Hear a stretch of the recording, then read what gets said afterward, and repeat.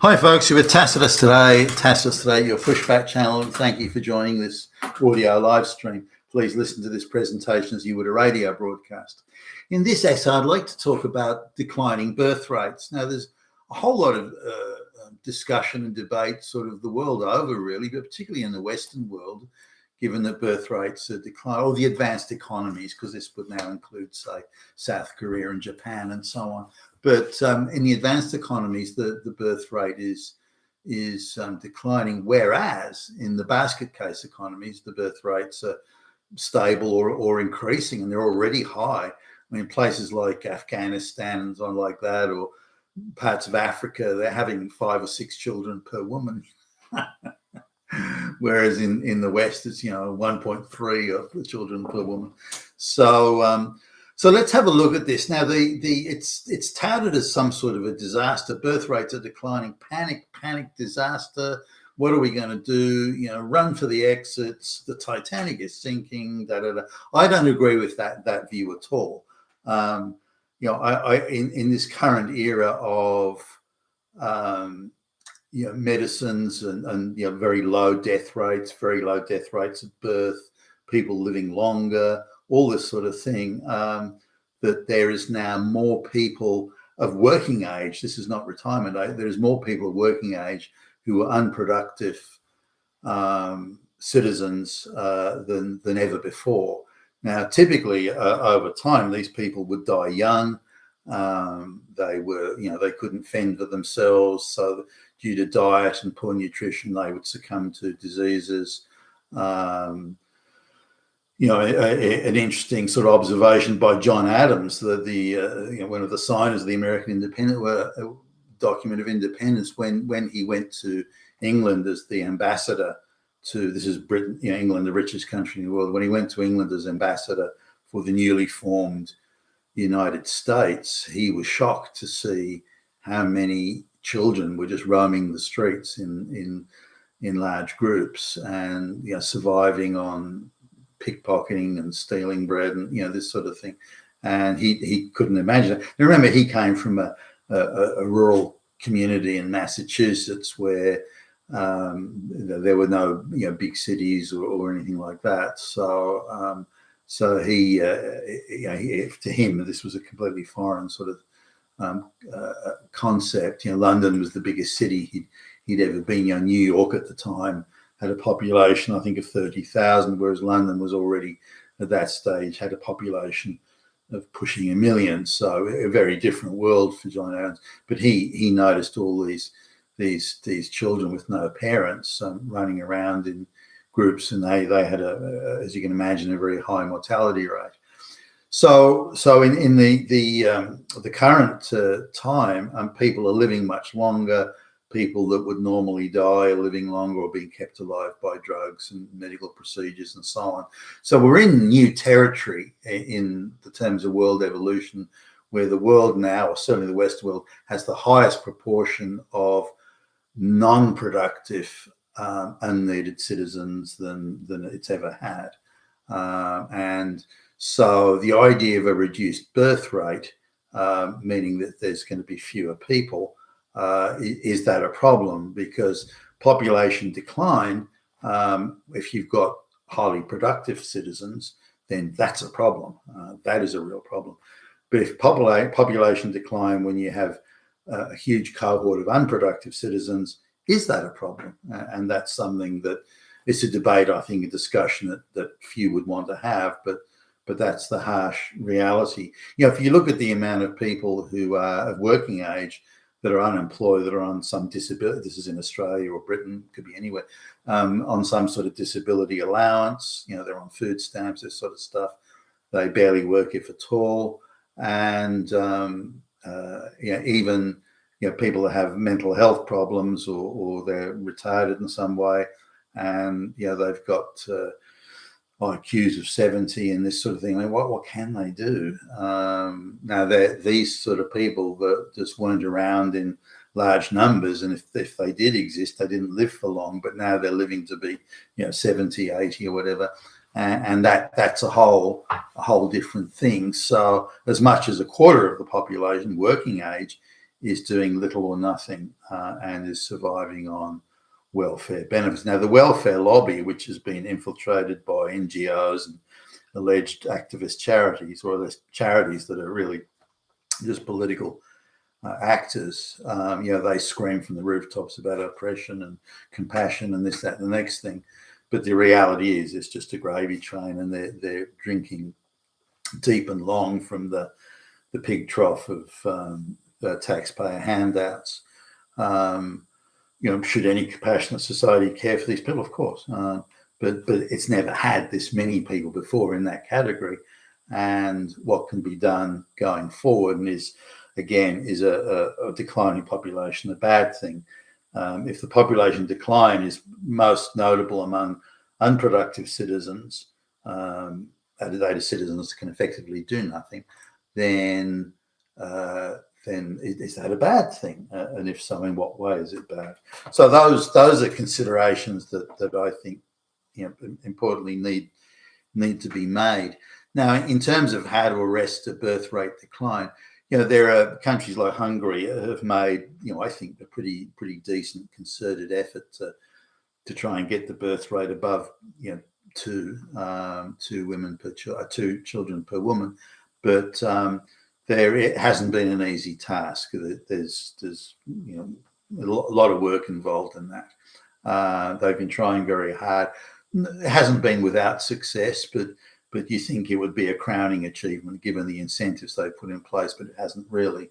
It's been, it looks like it's arrested the decline and maybe caused a slight improvement, but it's nowhere near the sort of the halcyon days of the modern era where Western women were having somewhere between 2.5 and 3 children per woman. Those this is in the post World War II baby boom and into sort of the mid 1960s. Now, there's also other factors considered here. For example, birth control. Now, every woman I know, pretty much everyone, I don't know about everyone, but certainly many of them that I know who was say 20 years old before the birth contraception was available, they pretty much all had children.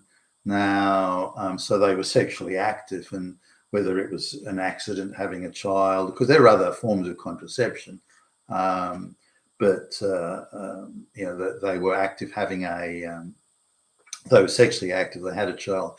Interestingly, certainly the ones I've spoken to, they say they were dating a guy who they liked and thought would be a good, reliable husband and a good, solid sort of guy, and they decided to get pregnant to him as a method of entrapment. So that was kind of how things were done then. If you met a guy you liked, you'd have intimate relations with him for the sole purpose of procreation. So that would then lock him into place where he has to marry you now. Look, you're carrying his baby.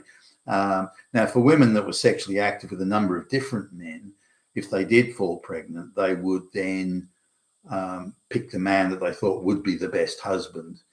And whether he was the father or not, hey, who cares? But now I'm pregnant. He's the guy who I'd want to lock in place. And he may be a bit boring, and he may be a bit unimpressive in a number of ways, but he's probably going to have a good job. He'll hold down a good job. He'll be reliable. He'll bring home his paycheck.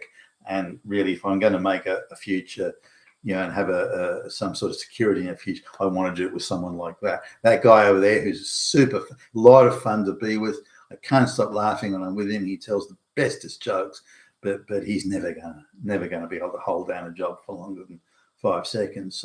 So that's those are the differences that those women had, and differences at the time. So along comes contraception, the pill, as it was generically called, and then intimate relations are possible without procreation. Now, this had a huge effect on things. There were, certainly when I was a kid, when I was 5 years old, I remember my folks and the adults generally talking about so-and-so was getting married, and it was a shotgun wedding, which was code for she's pregnant, and she shamed him into marrying her.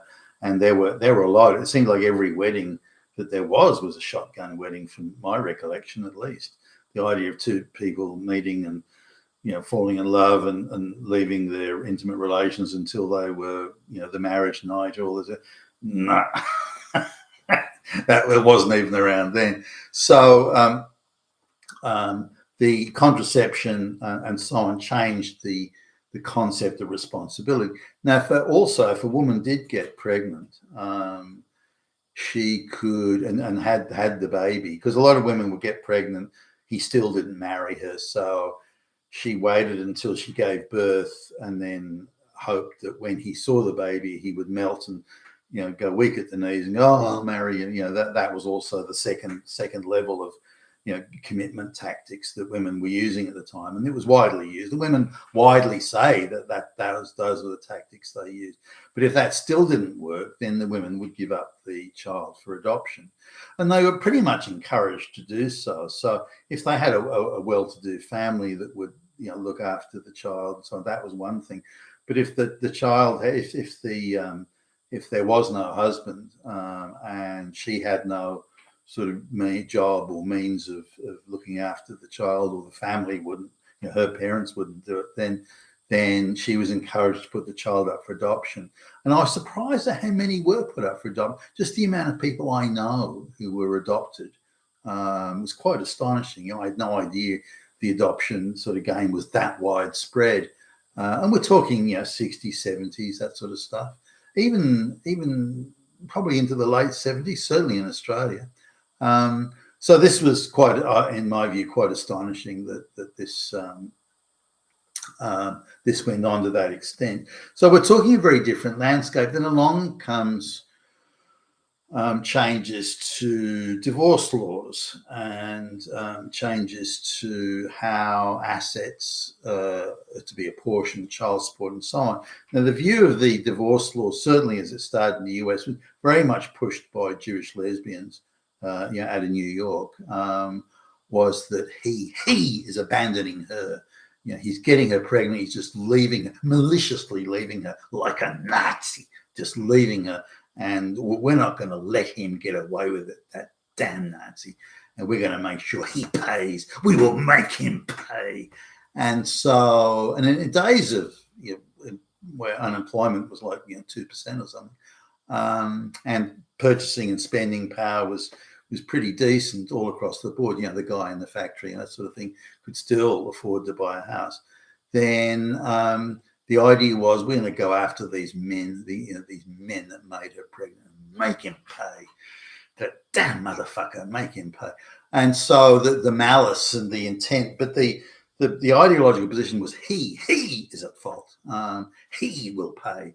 He is the one. And this was very much the view that underwrote the whole concept of divorce law, apportionment of assets, child support, alimony, and the whole thing. Now, it's all fine if you're a rich, Hollywood movie star or something, and you're worth 100 million and 50 million gets taken off you. Who cares? You're still worth gazillions. But it's very different to men who are in the middle. They are financially destroyed by this, and nothing productive is produced. It is just feminist vengeance ideology at play, not something that's better and more productive for society. But then at the same time, women were encouraged to say, well, you keep that child, and that guy that you've nominated, and this is before DNA testing, by the way, that guy you say is the father, the biological father of the child, we'll just steal his money. So you can now sit around looking after the kid, and we'll just steal his money to pay for it. Whether he is the biological parent, who cares? He's got a decent paycheck. He's reliable. He's got a job. He's never been unemployed. So we'll just take his money. So that too changed the dynamics of marriage contract, commitment, what it meant to commit, what it meant to put a family together, and so on. But it also meant that women's entrapment tactics then had moved into a different phase in the overall dynamic of marriage relationships and indeed procreation. And so it was pretty much downhill from there. Also, the single mothers benefits, things like that.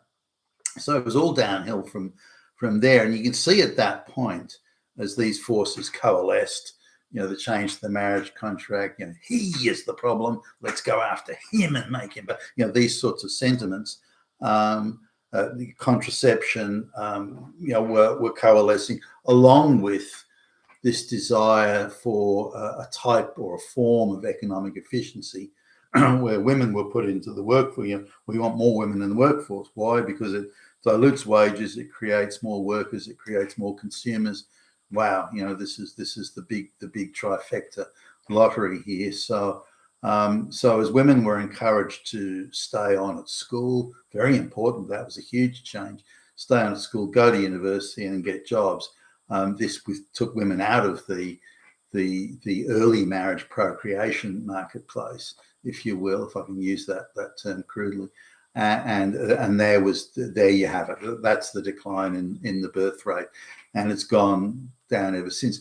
Now, one of the bigger issues, I guess, was encouraging low IQ girls to stay on at high school and go to university, and then claim to be geniuses because they studied lesbian dance theory or something, and they are no longer available for procreation. Certainly when I left school, and not like I'm 10 million years old or something, a lot of girls, I want to say a lot, it wouldn't have been a majority, but a lot of girls got married straight out of high school and then they procreated. So by 18, they were coming back to show off their babies to the school. So girls that say had done, they'd completed senior high school, and I was in year 11 and they were year 12. So, when I was then in year 12 high school, these girls were coming back and showing off their babies, with their husbands or whatever.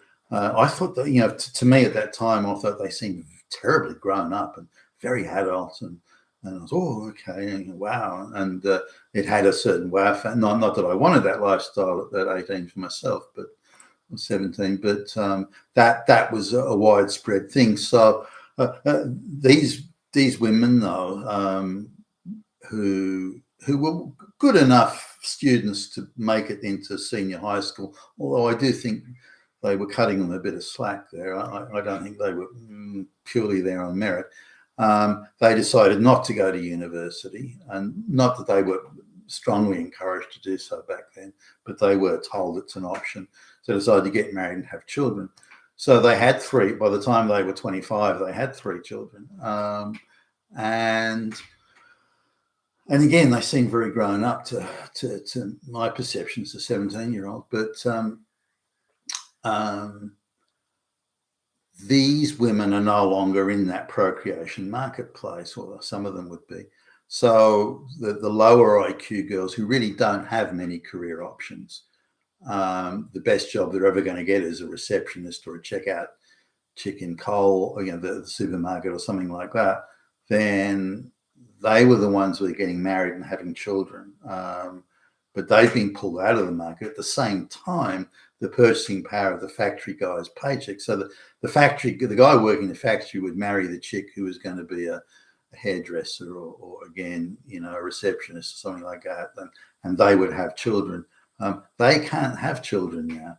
She's encouraged to go to university and study, lesbian studies or something, and his paycheck at the factory or whatever job he's doing is nowhere near enough to support a dependent wife and children. So these are the many faceted, it's a multi-headed, hydra here, that there's a whole lot of things to address. And if we go through them, the social structure of our society that encourages low IQ or very ordinary girls to complete senior high school and then go to university, and then saddle them with crushing debt that they may never pay off in their lifetime. That's a cruel and foolish game, and again, malicious in the extreme to inflict on young girls or young men for that matter. So that needs to be looked at. Should these girls actually be leaving school at 15? They're not good. They're only there because of affirmative action equity and all these things. Should they be leaving school earlier and doing things like getting into hairdressing or getting into I don't know, working at the local store or the retail store? Should they be doing that sort of thing? Is it a fancy, high-powered, kick-ass job? Well, no, but they wouldn't have got that sort of job anyway. They're low IQ, ordinary, many of even lazy or modestly industrious. So should these women be able to be encouraged to spend 5 more years in the education system, which won't do them any good at all, and acquire huge debt, which will effectively neutralise them as wives, mothers, and procreators, and so on. Should that be changed? I think it should. Should women be encouraged to pursue careers if they're bright and capable and so on? Well, why not? Bright, capable, hardworking people are always needed, and so why not? Just very few women are bright, hardworking, and capable, but there are some, and if they want to pursue those careers, lesbians are saying, well, fine, that's good. There's no problem with that. There just won't be very many if it's a merit-based system. Coming to the issue of marriage and the marriage contract, the idea that either party can just simply walk away, but he is the one who has to pay. He is the bad guy. He is the one that must be crushed by the system. No. If you own nothing, you've got nothing, and so on, then fine. But this idea that child support and alimony has to be paid and anything other than the wealthiest people has to go, it has no place anymore.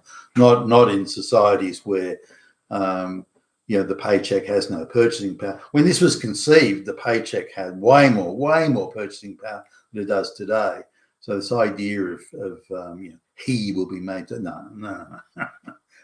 Those days have to go, and people should be encouraged to stay together and work. And the constant propaganda stream that he is a Nazi, he is an oppressor, she is the victim, and this gender hustling the globalists are so keen on, that all has to go. That encourages lower IQ women, or women generally, but lower IQ women, to be lured into the idea they're victims and she's the oppressor. Marriage is an institution of oppression, and so on. Now, there's no reason why if she wants to work as well, and she'll need to, given the purchasing power of the paycheck, there's no reason why she shouldn't, and nothing should be made to stop or prevent it. Should there be tax breaks and allowances to help a family if she wants to stay at home looking after the children, particularly say during a breastfeeding phase, those sorts of things? Well, I think there should be. Maybe there should be a tax holiday for the guy for the first 12 months or 18 months or 2 years or something. There should be a tax holiday. So if you have a child, that the man doesn't have to pay any tax for 2 years. Things like that. Let's be imaginative here, and let's look at community care and things like that. So that let's look at relatives. Should be encouraged to help. Grandparents, or I don't know, aunts and uncles, these sorts of things. But at the moment, aunts and uncles in particular, they're all, uncles are treated as, well, they're all pedophile child abuse. No, they're not. No, they're not. And they never have been. That's just bullshit scare campaign, grifting and trying to break families and societies apart. And we need to see it for that. So that antisocial hate propaganda needs to stop and not be funded, and to be weeded out wherever it is. And should someone be a pedophile or a child abuser, then there are plenty of laws there to deal with that could be applied. But those departments that go chasing after it are populated with hysterical men-hating activists, and that has to be cleaned out as well. Now, if we look at all of these things to help families, people get together, it's a basic sort of boy meets girl, and to get together and have children, and to have some sort of security as in surety in the relationship, that it can't be something where she just walks out and takes the house and so on, which makes a lot of men, certainly men I know, very reluctant to get involved, because they can work, for 10, 15 years, bust their ass, building wealth, and she just walks out the door and takes the whole lot with her. That's not on anymore. If there is a house and people aren't wealthy, they got to have a demising wall in the middle of the house, and they got to share it, and the kids just go back and forth between, assuming it comes to that, and we hope it doesn't. Then, so no, the idea that this person pays child support, no, that's all out. And we need to rethink completely the marriage contract, and again, the investment the state puts into it. Now, if you put all these things collectively, I think people who are in the better paying jobs, assuming they've acquired it meritoriously, should they be particularly encouraged to have children? Those are also things to be. Now, it's very classist to even talk that way, and even heading into indirectly eugenics, things like that. But let's have a look at the society we want, and society that will be most productive and most beneficial. Now, it sounds callous saying productive society, but the productive society will produce more tax revenue, will produce more benefits, it will produce more care, as in social security care and so on. So the idea of having an efficient society means you have more to distribute, and that is a good thing. And not that it should be wastefully distributed, but that there's more to distribute. So I think there's a whole lot of things could be done, but the idea you can push a button here and that'll fix it, or a bit more procreation, and we've got this licked, or this, no, or a bit more childcare facilities, and boy, are we on top of this. It's way bigger than that, and much further than that. The society that we considered population growth in and population decline in is not the same society as it was 50, 60 years ago, but our thinking hasn't really moved. I would argue our thinking hasn't really moved on. Now, a final point about population decline. Why is that a bad thing? If your society becomes more efficient and effective as a result, as in effective as in efficiently delivering results and outcomes for its citizenry, then what's wrong with that? That's a good thing. So population decline, assuming it leads to greater efficiency, then that's a good thing. Now, on top of that, if you look at, say, the Japanese experience, where they've, their population has really marginally declined from the time, I think it peaked at, say, 130 odd million around there, and it's now, say, something like 125 million. So this is hardly some Armageddon situation, far from it. But the Japanese are looking at the trends.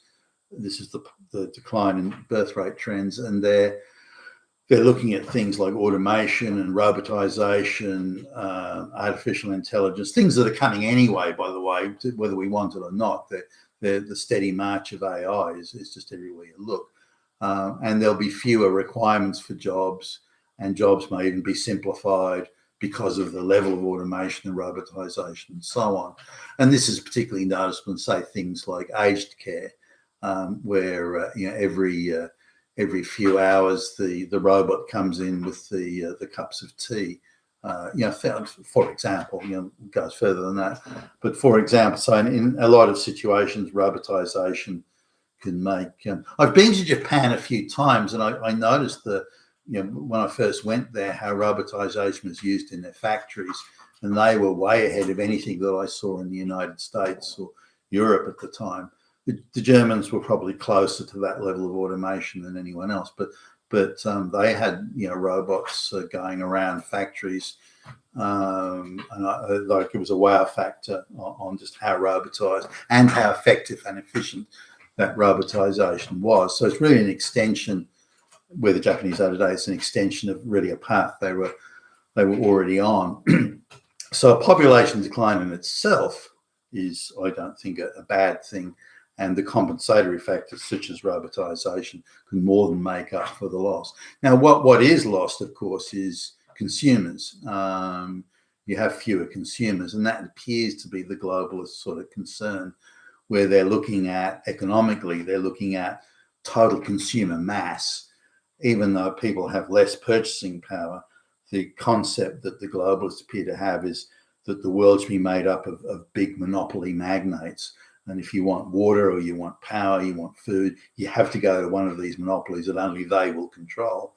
And this, because the purchasing power of the individual is being so heavily depressed, the globalists see it as total economic mass of millions upon millions of more people. This is where the third world mass migration comes in, they're increasing the mass of consumers, even though the per unit purchasing power of each consumer is declining. They're offsetting that with total population mass to deliver to them the monopoly windfall profits that they're putting in place. You've been with Tacitus today, your pushback channel. Thank you for listening.